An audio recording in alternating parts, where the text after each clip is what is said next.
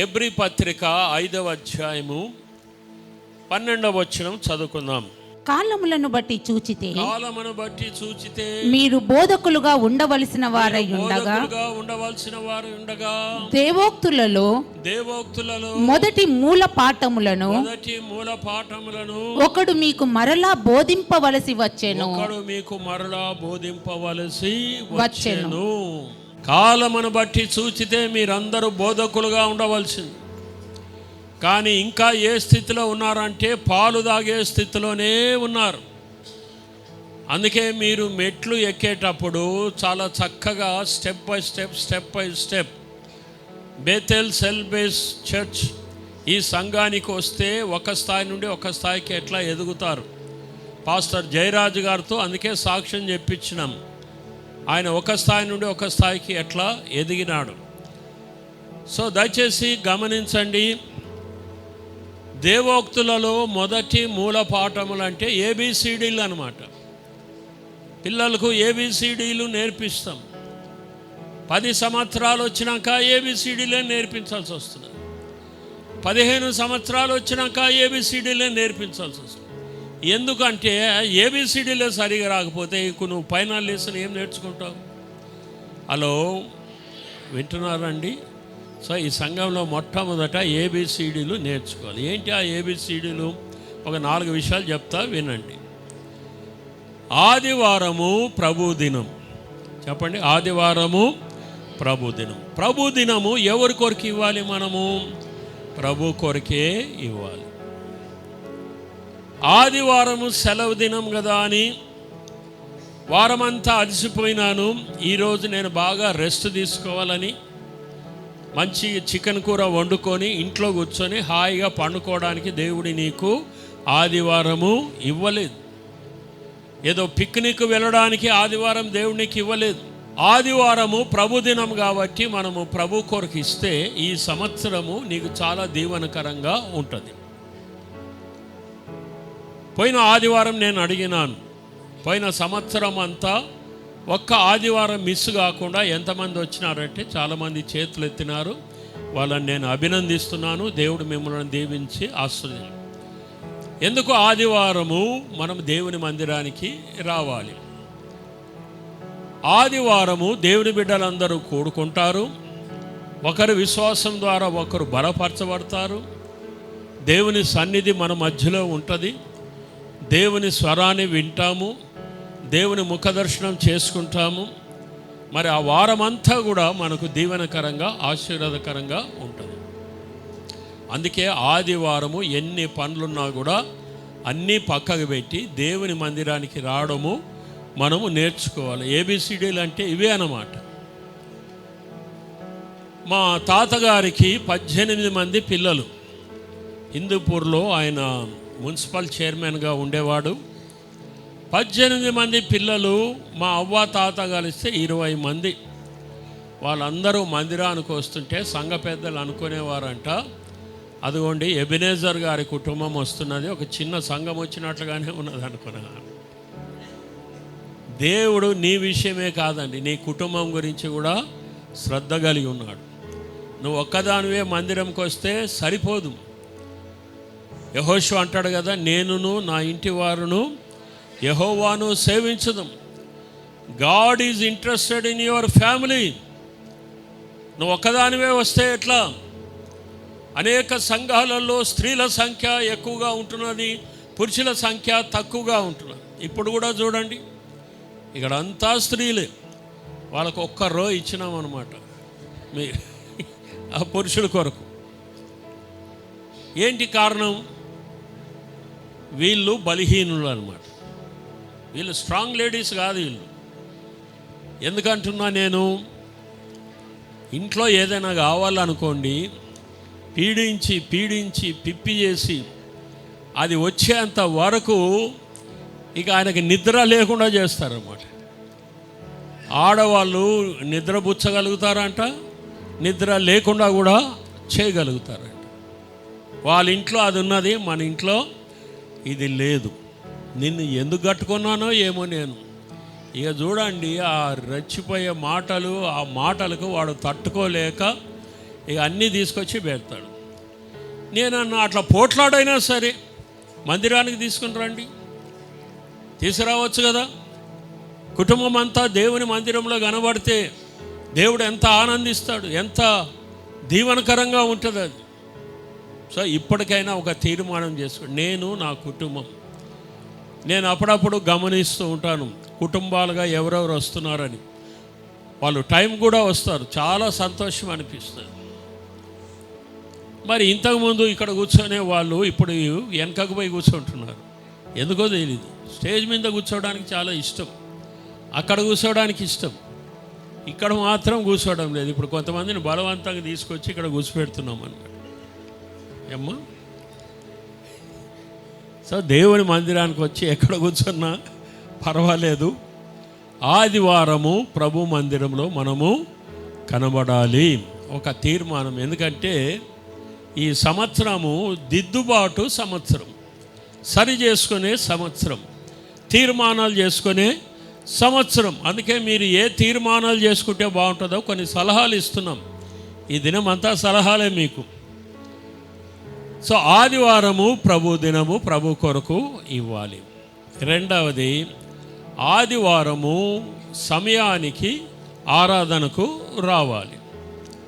ఈ సమయానికి ఆరాధనకు రావడం అనేది నువ్వు దేవునికి ఎంత దగ్గర ఉన్నావో, ఎంత దూరం ఉన్నావో దాన్ని బట్టి ఆధారపడి ఉంటుంది. దేవునికి దగ్గరగా ఉన్నవాళ్ళు ఎంత దూరం ఉన్నా సమయానికి వచ్చేస్తారండి వాళ్ళు. అట్లా కొన్ని కుటుంబాలు ఉన్నాయి, నేను పేర్లు చెప్పను, మళ్ళీ ఎవరైనా మర్చిపోతే అదొక సమస్య అయిపోతుంది. వాళ్ళని చూస్తే నాకు చాలా ఆనందం అనిపిస్తుంది. కరెక్ట్ టైంకు కుటుంబంతో ఉంటారు, దూరం నుండి వస్తారు వాళ్ళు. ఈ సెంట్రల్ జోన్ వాళ్ళు ఎంత దగ్గరున్నారంటే మందిరానికి, హలో, కొత్త సంవత్సరంలో మమ్మల్ని టార్గెట్ చేసినాడు, మమ్మల్ని తిడుతున్నాడు అని అనుకోకండి, గమనించినాను కాబట్టి చెప్తున్నాను. పోనీ విశ్వాసులు ఒక లేటుగా వచ్చినారని, వీళ్ళు లీడర్లు మళ్ళీ కదా, లీడర్లు అనిపించుకోవాలంటే చాలా ఇష్టం వీళ్ళకు. కానీ వల్ల అయిపోయినాక వస్తారు, ప్రసంగానికి ముందుగా వస్తారు. ఒక సంఘంలో ఒక ఆయన ఎప్పుడు ఆశీర్వాదం టైంకి వచ్చేవాడంట.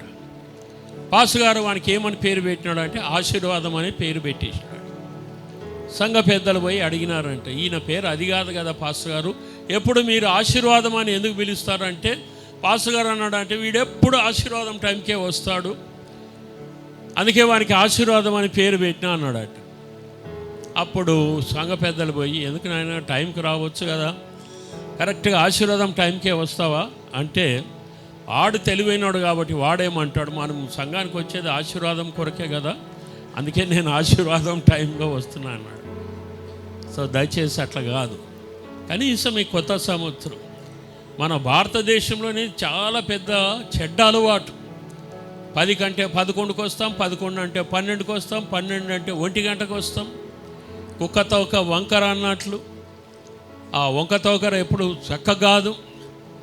అందుకే ఇండియన్ టైం అని పేరు పెట్టినారు. ఇండియన్ టైం అంటే ఎవ్వరు టైంకు రా. సరే, అన్యుల విషయం, మరి నువ్వు దేవుని బిడ్డవు కదా, స్పిరిచువాలిటీ ఈజ్ పంక్చువాలిటీ అన్నారు. ఏం చెప్పండి? Spirituality is punctuality. ఆత్మీయ పరులు తప్పనిసరిగా టైంకు వస్తారు.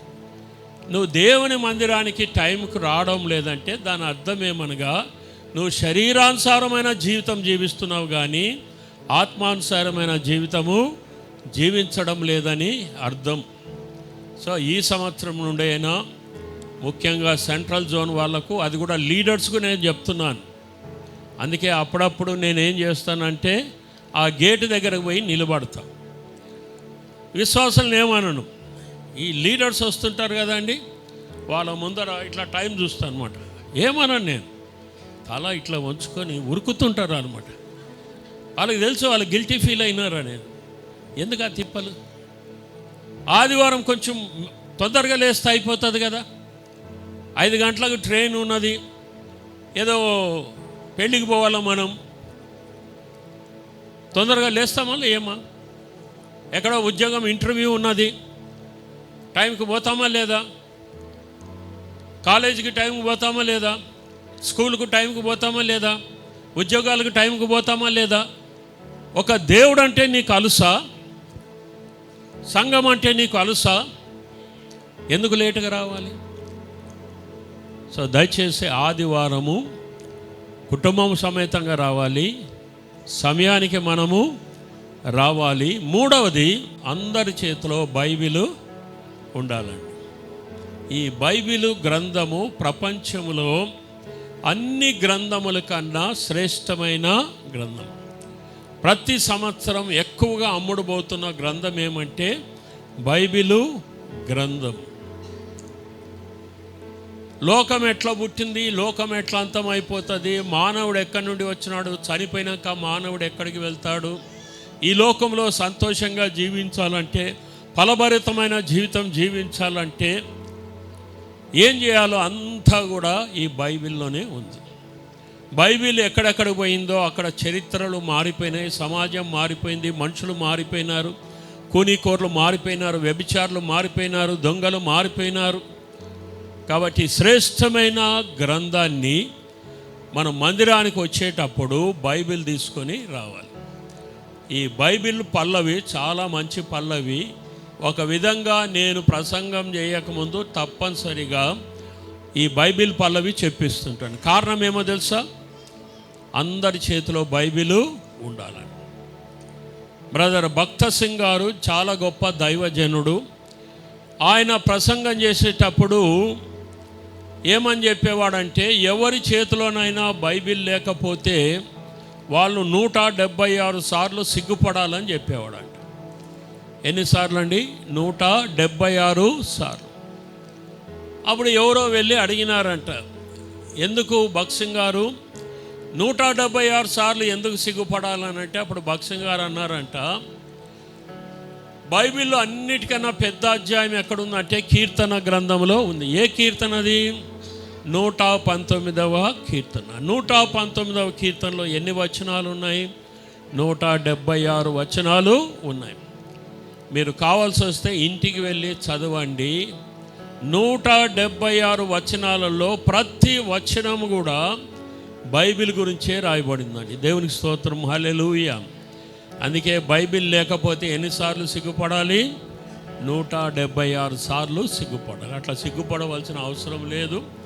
మీరు బైబిల్ కొనుక్కోవడానికి ఎక్కడికో వెళ్ళవలసిన అవసరం కూడా లేదు. మేము బైబిల్ తెప్పించినాం. మరి సహోదరుడు మార్కు ఇక్కడ ఉన్నాడో కింద ఉన్నాడో మనకు తెలియదు. మరి బైబిల్స్ ఆయన దగ్గర దొరుకుతాయి, తీసుకోండి. బైబిల్ కవర్స్ కూడా దొరుకుతాయి. మరి బట్టలు లేకపోయినా కత్తి ఉండాలని ఉన్నది బైబిల్లో కదా. ఈ కొత్త సంవత్సరం కొత్త బట్టలు లేకపోయినా పర్వాలేదు, కానీ మనకేముండాలి? కత్తి అంటే బైబిల్. ఇది 2 అంచులు గల ఖడ్గం. ఎవరి చేతిలో బైబిల్ ఉంటుందో వాళ్ళకు ఘనత అంటుంది. చూడండి, కీర్తనలు 149వ కీర్తన ఆఖరి వచనం చదువుకుందాం. విధింపబడిన తీర్పు వారి మీద నడుపుటకును వారి చేతిలో 2 అంచులు గల ఖడ్గమున్నది. ఆయన భక్తులందరికీ ఘనత ఇదే, యెహోవాను స్తుతించుడి. ఆయన భక్తులందరికీ ఘనత ఇదే. ఎందుకంటే వారి చేతిలో 2 అంచులు గల ఖడ్గం ఉంది. 2 అంచులు గల ఖడ్గం అంటే ఇది చెప్పేవారికి గుచ్చుకుంటుంది, వినేవారికి కూడా గుచ్చుకుంటుంది. కాబట్టి బైబిల్ గ్రంథము అతి శ్రేష్టమైన గ్రంథము.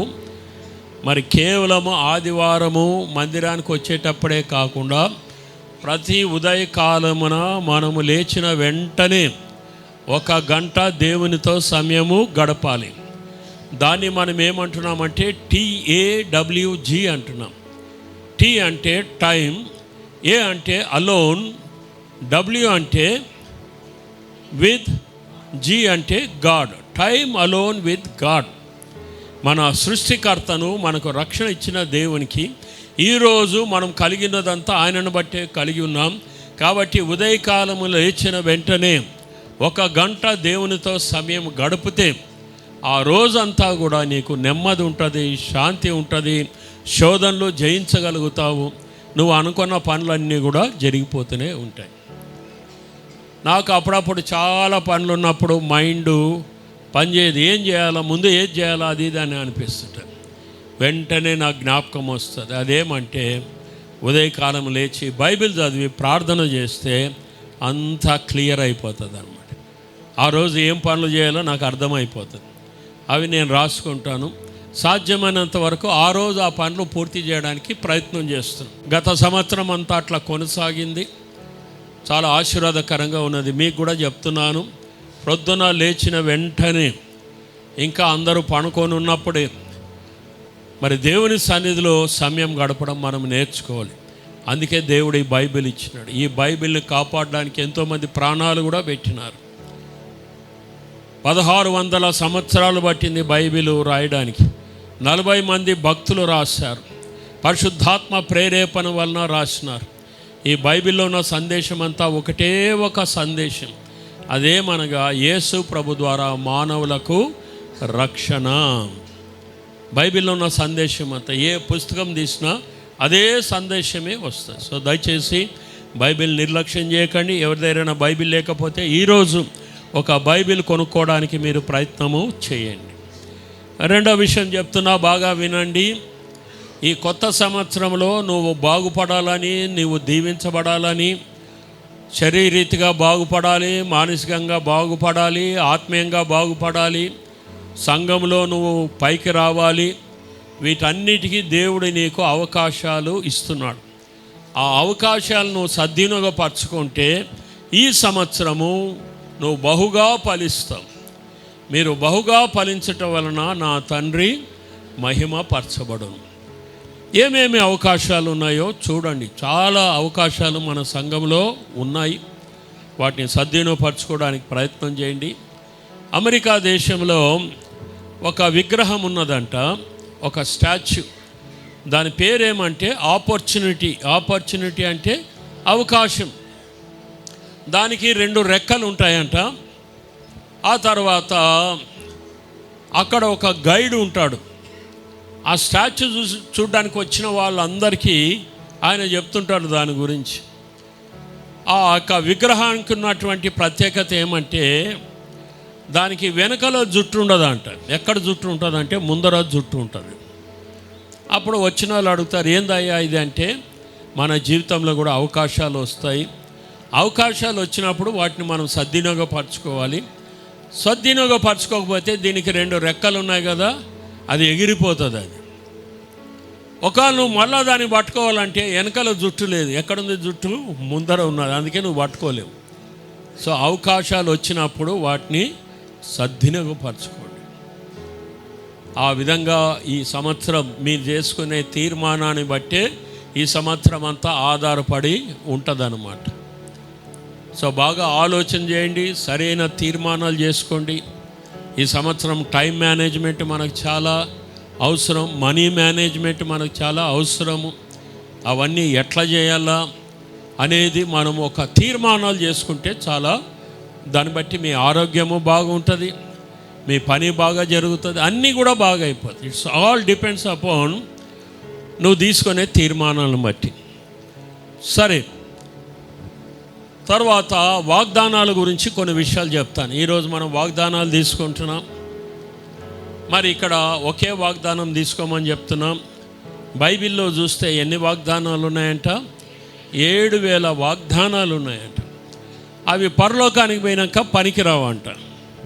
హలో, 7000 వాగ్దానాలు పరలోకానికి వెళ్ళినాక పనికిరావు. ఎందుకు పనికిరావు? అవి అక్కడ అవసరము లేదు. మరి ఎందుకు ఇచ్చినాడు దేవుడు 7000 వాగ్దానాలు?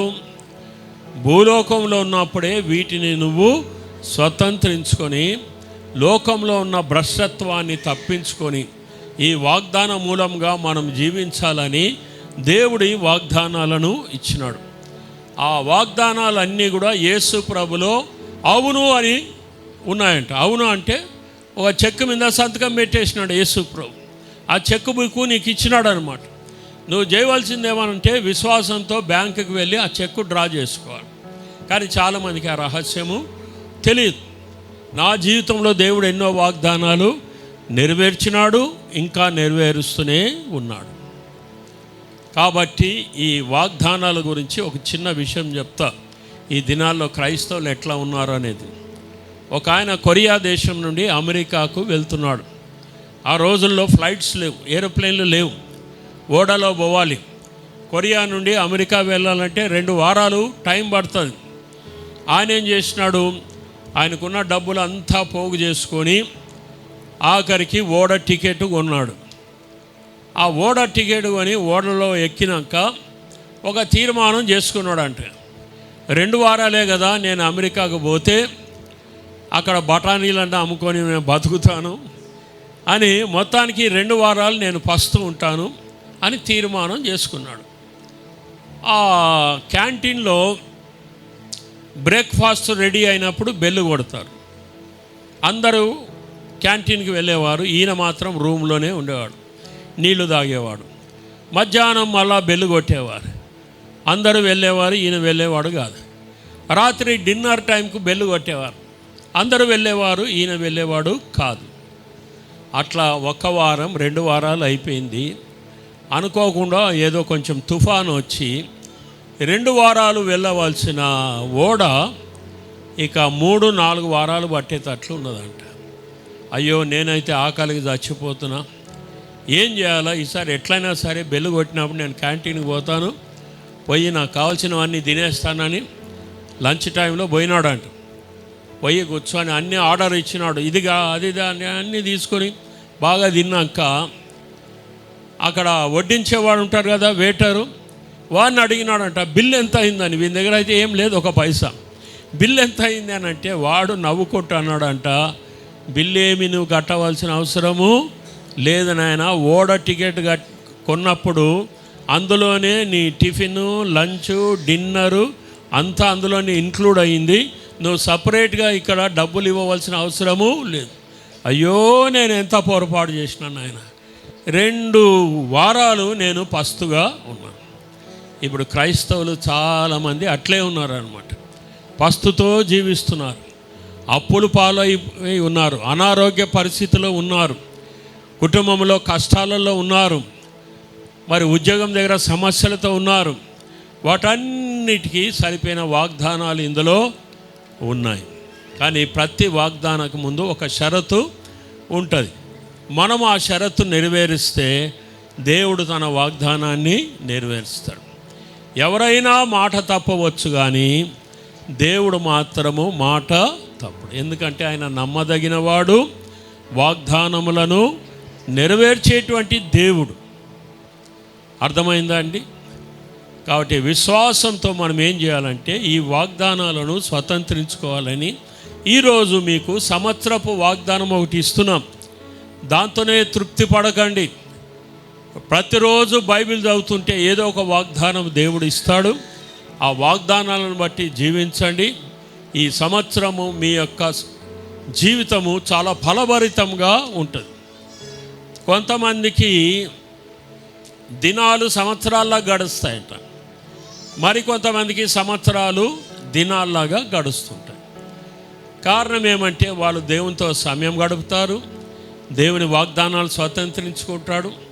యాత్ర చేయు మార్గములు వారికి అతి ప్రియము. చూస్తూ చూస్తూ దినాలు గడిచిపోతూనే ఉంటాయి.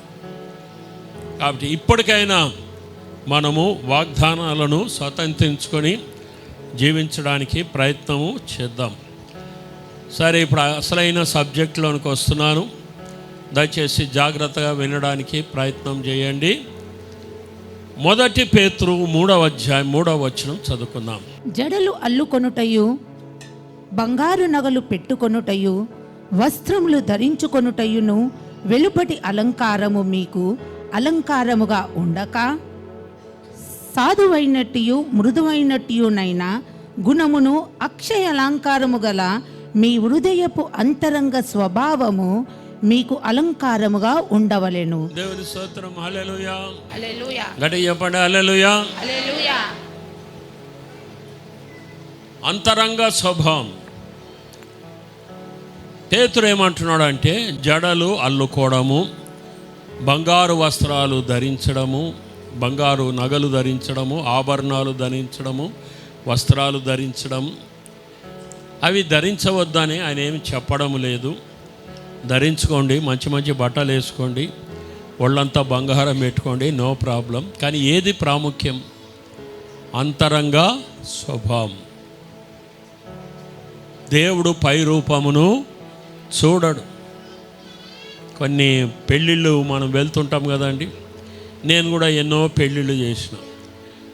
అందులో వచ్చి నాకు ప్రైజ్ ది లార్డ్ చెప్తుంటారు.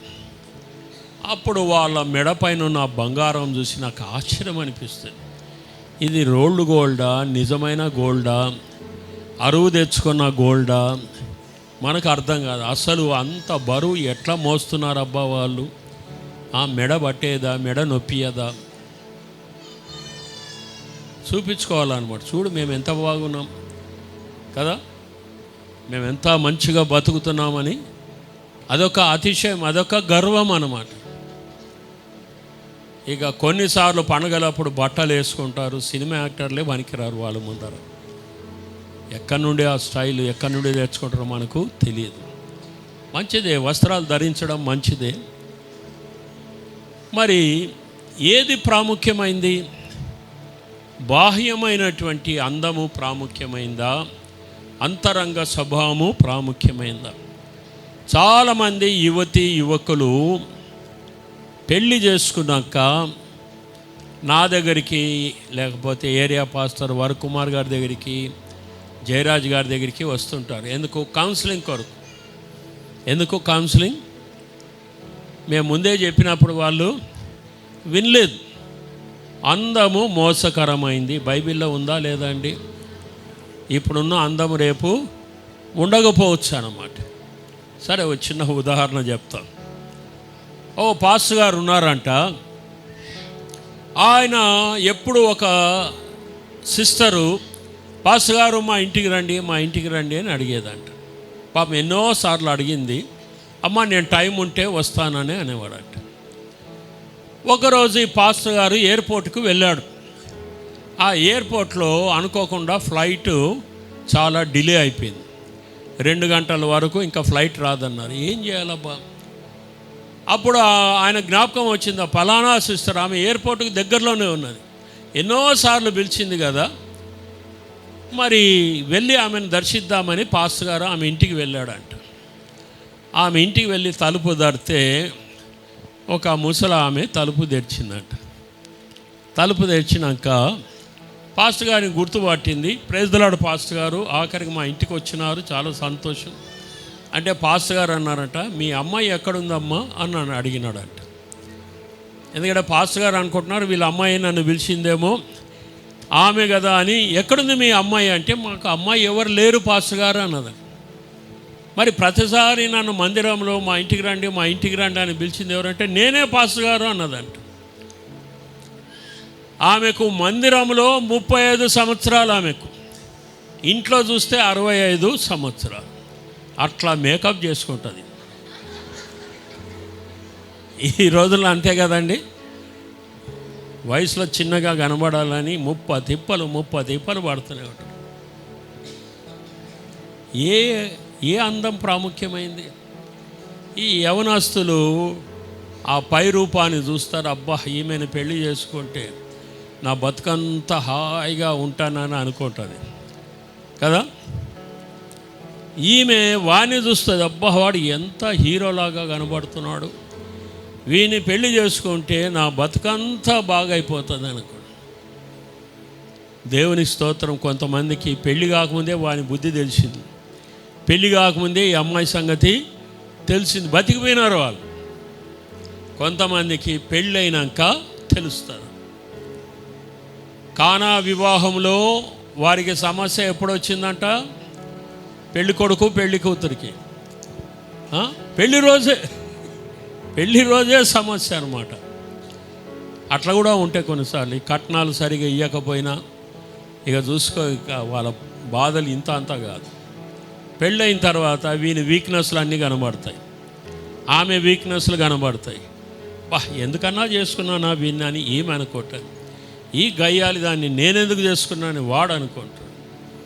అందుకే ఇంగ్లీష్లో ఏమన్నారంటే, love is blind, marriage will open there ice అని ఉన్నారు కదండి. అందుకే బాహ్య సౌందర్యము ప్రాముఖ్యమైంది, అంతరంగ స్వభావం, ఆమె గుణలక్షణాలు చూడాలి. అందుకే ఇస్సాకుకు రిబ్కాన్ సెలెక్ట్ చేయాలంటే ఎలియాజర్ ఏం చేసినాడు? ఒక టెస్ట్ పెట్టినాడు. ఆమె హార్డ్ వర్కింగా కాదా, గాడ్ ఫియరింగా కాదా? ఇవి రెండు చాలా ప్రాముఖ్యం.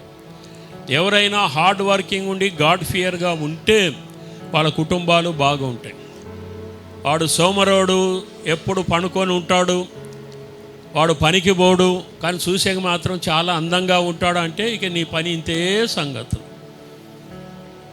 కాబట్టి ఇవన్నీ ఇప్పుడు చెప్పడానికి టైం లేదు. ఇంకో విషయం నేను చెప్తా, బాగా వినండి. నాగుపాము ఉంటుంది. నాగుపాము సంవత్సరములో 7-8 సార్లు తన పైన ఉన్న పొరను తీసేస్తుంది. ఎప్పుడన్నా చూసినారు మీరు? నాగుపాము పొర అంటారు, పొట్టు అంటారు, ఇంకా కొంతమంది కుసం అంటారు. ఆ కుసం మొదలు పెడుతుంది అన్నమాట. కనీసం 7-8 సార్లు అయినా ఆ కుసం మొదలు పెట్టడానికి అది చాలా కష్టపడుతుంది. ఇరుకైన స్థలాల్లో వెళ్ళి మొత్తానికి ఆ కుసాన్ని వదిలిపెడుతుంది. నాగుపాము కుసం పోతున్నది కానీ దాంట్లో ఉన్న విషం పోతున్నదా? హలో, ఏం పోయిందండి? నాగుపాము పైన ఉన్న కుసం పోయింది కానీ విషం మాత్రము పోలేదు. ఈ కొత్త సంవత్సరం వచ్చినప్పుడు పాత బట్టలు పోతున్నాయి కానీ పాత స్వభావం మాత్రము పోవడం లేదు. ఏ స్వభావంతో నువ్వు కొత్త సంవత్సరంలోనికి వస్తున్నావు? ఇంకా పాత బుద్ధులు ఉన్నాయి, పాత అలవాట్లే ఉన్నాయి. గుణం మారలేదు, మనసు మారలేదు, అలవాట్లు మారలేదు. ప్రభువా కొత్త సంవత్సరాన్ని దీవించు నాయన. మళ్ళీ విష్ చేసుకునేటప్పుడు ఎట్లా విష్ చేసుకుంటారండి? Wish you happy new year, wish you happy new year, wish you happy new year. ఏం న్యూ ఇయర్? నీ జీవితం అంతా విషయమే ఉన్నది. ఎట్లా wish you happy new year అవుతుంది? హలో కదండి, ప్రాచీన స్వభావం. నిన్న రాత్రి కూడా చెప్పినాను కదా, ఒక నల్లోడు ఉన్నాడంట. ఒక అబ్బాయి వాళ్ళ నాయనని అడిగినాడంట, నాయన ఎందుకు నాయన నువ్వు నన్ను ఇట్లాగన్నావు అంటే, అరే మా నాయన నల్లోడు రా. వాళ్ళ నాయన దగ్గర పోతే వాడన్నాడట, మా తాత నల్లోడే, మా ముత్తాత నల్లోడే, అందుకేరా నువ్వు కూడా నల్లగా పూచినావు అన్నాడంట. అందుకే ఆదాము నుండి మనందరికీ ఒక స్వభావము వస్తుంది. ఏం స్వభావం అది? ప్రాచీన స్వభావం, పాప స్వభావం. అది మనల్ని ఏం చేస్తున్నదంటే పాపం వైపు లాగుతున్నది. దాని నుండి ఎవరు మనల్ని రక్షించలేరు. చిరతపులి తన చారలు మార్చుకోలేదు, కూషు దేశస్థుడు తన రంగును మార్చుకోలేడు. మనంతటా మనము ఈ పాత స్వభావం నుండి రక్షించుకోలేము. కానీ ఒకే ఒక వ్యక్తి ఉన్నాడు ప్రపంచంలో, ఆయన ఎవరనగా యేసు ప్రభు. ఆయన ఏమంటున్నాడు? సమస్తము నూతనమైనవిగా చేర్చున్నా. అందుకే మన జీవితాలను ప్రభుకు సమర్పిస్తే, మన తీర్మానాలు ప్రభు దృష్టిలో అంగీకారంగా ఉంటే ఈ కొత్త సంవత్సరము చాలా అద్భుతంగా మనకు ఉంటుందని నేను మనవి చేస్తున్నాను. గొంగలి పురుగు చూడండి, దాన్ని ఎవ్వరు ఇష్టపడరు. గొంగలి పురుగు ఒకవేళ మన చెయ్యి మీద ఎక్కడన్నా ప్రాకిందనుకోండి, ఒళ్ళంతా దద్దలైపోతుంది. కానీ అదే గొంగల పురుగు దేనిగా మారిపోతుంది? చీతాకోక చిలక. అందరూ దాన్ని ఇష్టపడతారు. ఎంత బాగుంటుంది. మరి కొత్త సంవత్సరంలో నువ్వు గొంగలి పురుగులాగా ఉంటావా, చీతాకోక చిలకలాగా ఉంటావు? యేసయ్య చేతిలో పడితే నీ జీవితం చీతాకోక చిలకని. కాబట్టి ఎటువంటి తీర్మానాలు చేసుకుంటున్నావో గమనించండి. చివరిగా ఒక విషయం చెప్పి నేను ముగిచ్చేస్తాను. ఒక ఆయనకు 4 భార్యలు ఉన్నారంట.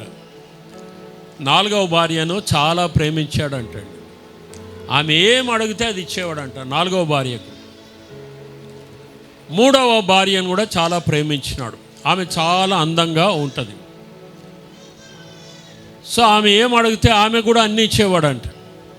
ఎవరైనా ఆయన ఇంటికి వచ్చినప్పుడు 3వ భార్యను చూసి మెచ్చుకోవాలని ఇష్టపడేవాడంట. ఎందుకంటే ఆమె అంత అందంగా ఉంటుంది. 2వ భార్య ఆమెను కూడా ప్రేమించినాడు. ఎప్పుడు వెళ్ళేవాడంటే ఏమైనా కష్టాలు సమస్యలు వచ్చినప్పుడు 2వ భార్య దగ్గరికి వెళ్ళేవాడంట. ఆమె ఆయనను ఓదార్చేది, ధైర్యపరిచేది, కొన్ని మంచి సలహాలు ఇస్తుండేది. కానీ మొదటి భార్య దగ్గరికి అస్సలు వెళ్ళేవాడు కాదంటాడు.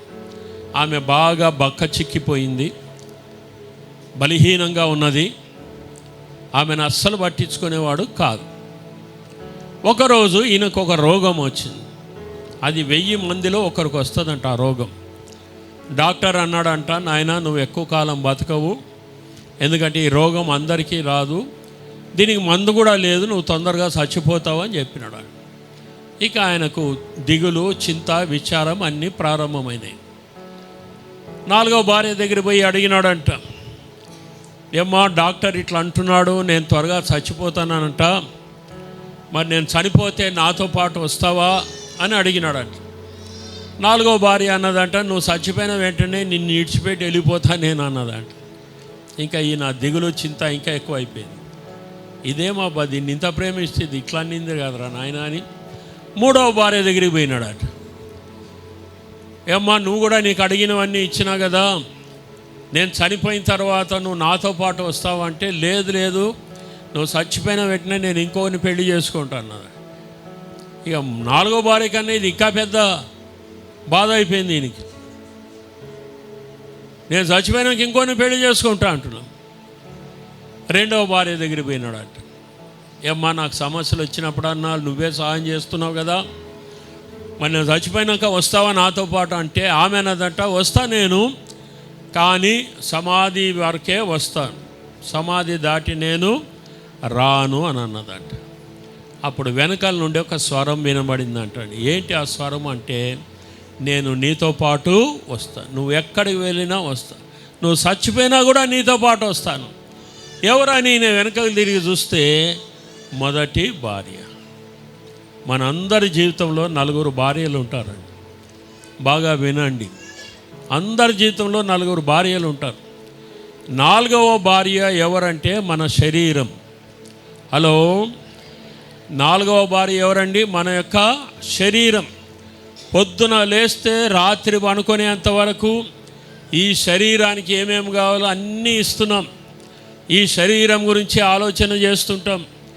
ఏం కావాలంటే అది తినిపిస్తుంటాం, ఏం కావాలంటే అది తాగిపిస్తుంటాం. ఈ శరీరాన్ని మనం ఎంతగానో ప్రేమిస్తాము, కానీ చనిపోయిన తర్వాత ఆ శరీరము నీతో రాదు. కాష్టమన్నా చేస్తారు, సమాధిలో అన్నా పాతి పెడతారు. ఈ శరీరం నీతో రాదు. 3వ భార్య ఎవరంటే, నువ్వు సంపాదించిన ఆస్తులు, నువ్వు సంపాదించినటువంటి బంగారము, నువ్వు సంపాదించిన సర్టిఫికేట్లు, అవన్నీ దేనికి పనికొస్తాయంటే వేరే వాళ్ళకు చూపించడానికి. చూడండి, నేను మంచి ఇల్లు కట్టుకున్నా, వాళ్ళు వచ్చి అబ్బా ఎలివేషన్ ఎంత బాగుందిరా నాయన అంటే, ఇక చూడు ఖుషి అయిపోతాడు. ఈ కలర్ కాంబినేషన్ ఎంత బాగున్నది, కబోర్డ్లు ఎంత బాగా చేసినారు, ఇవన్నీ చూసి వాళ్ళు మెచ్చుకుంటుంటే ఈయన ఖుషి అయిపోతుంటాడు. తర్వాత వాళ్ళ సర్టిఫికేట్లు అవన్నీ చూసి, బా నీకు ఎంత జ్ఞానం ఉన్నది అంటే సంతోషం. మనకి ఎవరైనా మెచ్చుకుంటే మనకు సంతోషమే కదా. కానీ మనం చచ్చిపోయిన తర్వాత అవి ఎవరికి పోతాయి? హలో, నేను ముగిస్తున్నా గమనించండి. ఎవరికి పోతాయండి? వాళ్ళ పిల్లలకో, ఆయన భార్యకో, ఎవరికో పోతుంది. అందుకే ఆమె ఏమన్నది, నువ్వు చచ్చిపోతే నేను వేరే వాడిని పెళ్లి చేసుకుంటా అన్నది. అవేవి నీ వెంట రావు. అలెగ్జాండర్ గారు చచ్చిపోయేటప్పుడు అన్నాడంట, నేను ప్రపంచమంతా జయించినాను, ఎంతో డబ్బు సంపాదించిన, మనులు మాణిక్యాలు అన్నీ సంపాదించిన, అన్నీ నా సమాధి ముందర వేయండి, నేను చచ్చిపోతున్నాను. ఒక చిన్న దోమ గుట్టింది. 6 అడుగుల అలెగ్జాండర్ మహావీరుడు 6 మిల్లీమీటర్ల దోమతో చచ్చిపోయినాడు. చచ్చిపోకముందు అన్నాడంట, నా చేతులు బయటికి పెట్టండి, నన్ను తీసుకుపోయేటప్పుడు ప్రకటించండి. ఏమని ప్రకటించండి? అలెగ్జాండర్ ఖాళీగా వచ్చినాడు, ఇప్పుడు ఎట్లా పోతున్నాడు?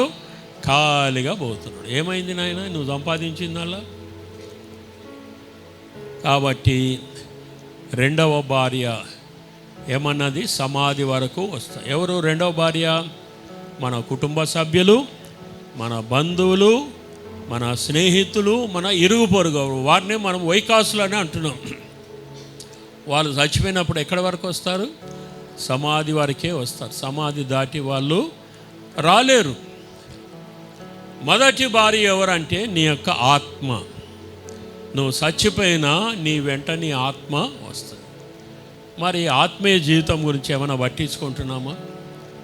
కదా, ఎందాక శరీరం గురించి ఆలోచన చేస్తున్నావు, డబ్బులు ఎట్లా సంపాదించాలని ఆలోచన చేస్తున్నావు, వాడిని ఎట్లా మోసం చేయాలా, వీడిని ఎట్లా మోసం చేయాలా, ఎట్లా డబ్బులు సంపాదించాలా, ఇవే ఆలోచన చేస్తున్నావు. కానీ నీ ఆత్మ గురించి ఎప్పుడైనా ఆలోచన చేస్తున్నావు?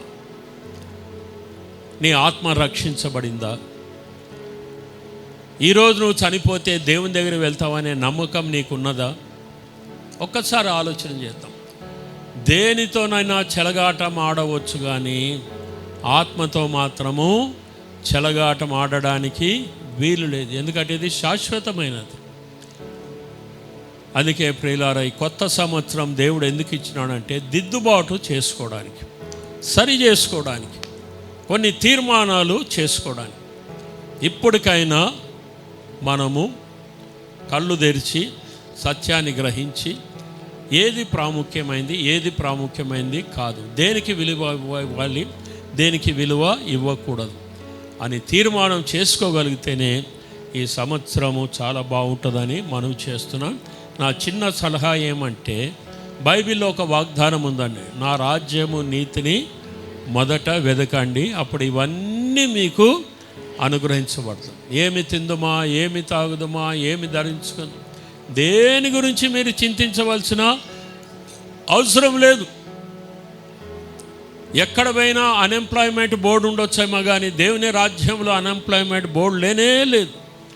ఎవరైనా సరే వచ్చి ఆయన రాజ్యం నీతిని వెదిగితే వాళ్ళకి ఏమీ తక్కువ కాదు. దానికి నిదర్శనం ఎవరంటే నేనే. వింటున్నారా? ఈ వాగ్దానం 40 సంవత్సరాలు నా జీవితం పట్ల, నా కుటుంబ జీవితం పట్ల దేవుడు నెరవేరుస్తూనే ఉన్నాడు. సో నేను కూడా మీకు సలహా ఇస్తున్నా, ఈ సంవత్సరం మనమంతా దేవుని రాజ్యాన్ని, నీతిని వెతుకుదాం. అన్నిటికన్నా ముఖ్యంగా యేసు ప్రభు పరలోకానికి వెళ్ళిపోకముందు ఒకే ఒక ఆజ్ఞ ఇచ్చినాడు. ఏంటండి అది? మీరు వెళ్ళి సమస్త జనులను శిష్యులుగా చేయమన్నాడు. మరి పోయిన సంవత్సరం ఎంతమంది శిష్యులను చేసినారు? ఒకసారి పరీక్ష చేసుకోండి కదా. నేనైతే కొంతమంది శిష్యులను మన సంఘంలో చేసినాను, వేరే పాస్టర్లను కూడా శిష్యులుగా చేసినాను. ఇప్పుడు వాళ్ళు ఏం చేస్తున్నారంటే ఇతర పాస్టర్లకు ట్రైనింగ్స్ ఇస్తున్నారు. శిష్యుడు ఎవడంటే వాడు నేర్చుకుని ఇతరులకు నేర్పించే వాళ్ళే శిష్యులు. శిష్యుడు ఎవరు అంటే దేవునితో సమయం గడిపే వాళ్ళు శిష్యులు. నువ్వు దేవునితో సమయం గడిపోతే నువ్వు శిష్యుడుగానే కావు. సో ఇవి కొన్ని సలహాలు దయచేసి దృష్టిలో ఉంచుకొని కొత్త సంవత్సరం కొత్త తీర్మానాలతో మనం ముందుకు సాగితే ఈ సంవత్సరం ఎంతో ఆశీర్వాదకరంగా ఉంటుందని నేను మీకు మనవి చేస్తున్నాను.